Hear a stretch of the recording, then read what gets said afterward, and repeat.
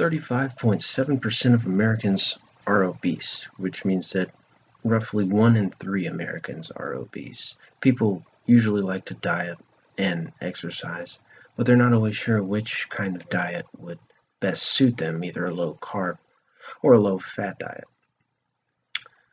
Knowing the difference between these two can help you better decide which one is right for you.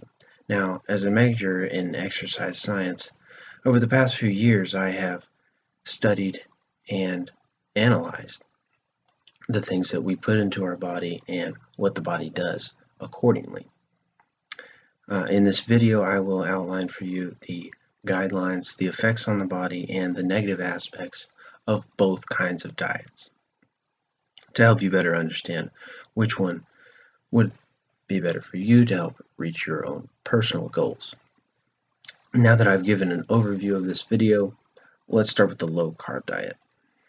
Now, a low carb diet usually consists of minerals, fats, good fats, plant nutrients, and no flour, no sugars, and no trans fats.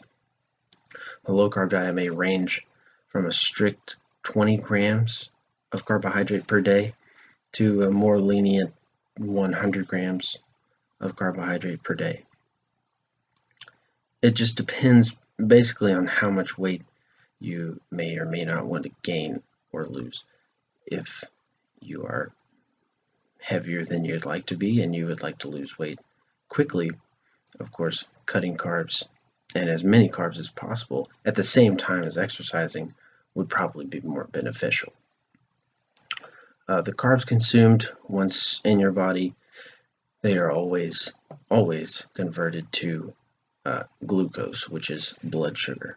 Now, blood sugar basically is what we use for energy to do anything and everything that we do, whether it be exercise or not.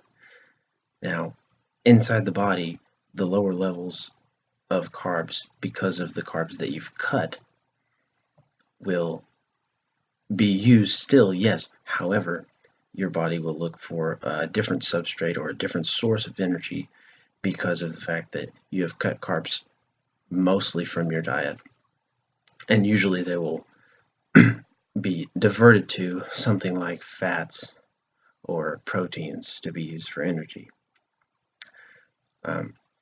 Exercising, of course, will aid in this because the energy that you would have used had you been exercising on a high carb diet will be modified and used for something else, of course, because your body will look for proteins and fat to burn while you're exercising.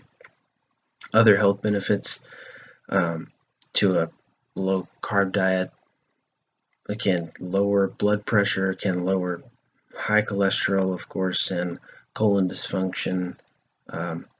Now, there are good carbs and there are bad carbs, and if you either eat too many of one or are unaware of how much you're eating, it can negatively affect your body's gastrointestinal aspects, and as well as even skew some people from beginning the diet altogether because of the risks. Now, a low carb diet risks can lead to weight gain, yes.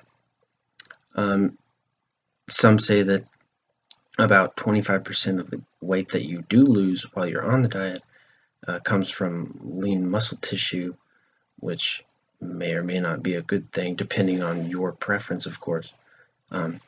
Kidney dysfunction, heart disease, and other gastrointestinal issues may occur depending, once again, on the type of carbs that you're eating.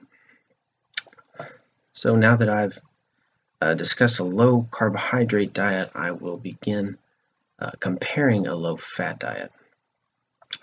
A low fat diet usually consists of unsaturated fats. Now, there are monounsaturated and there are polyunsaturated.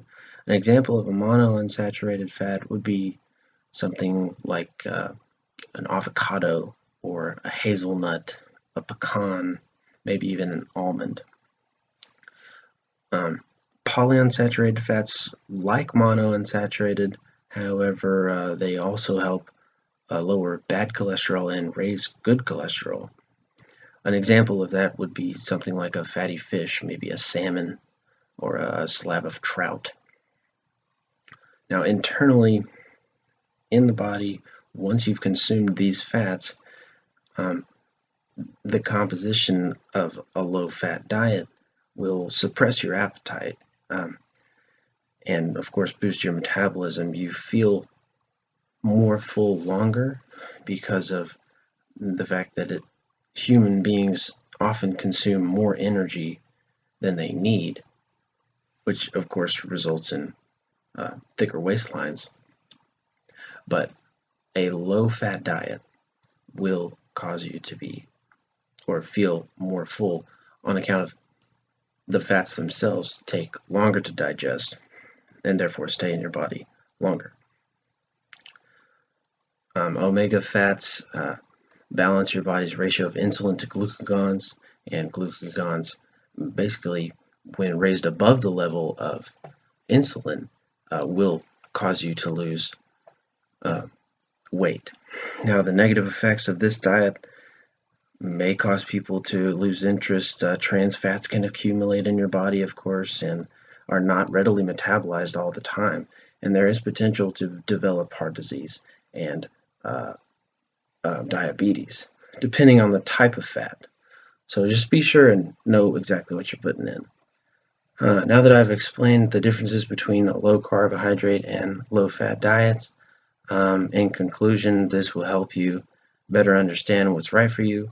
Basically, your body is a powerful machine that we fuel, and depending on the fuel that we put in it, it'll either make your body more efficient or less efficient, and it's up to you to do the right thing.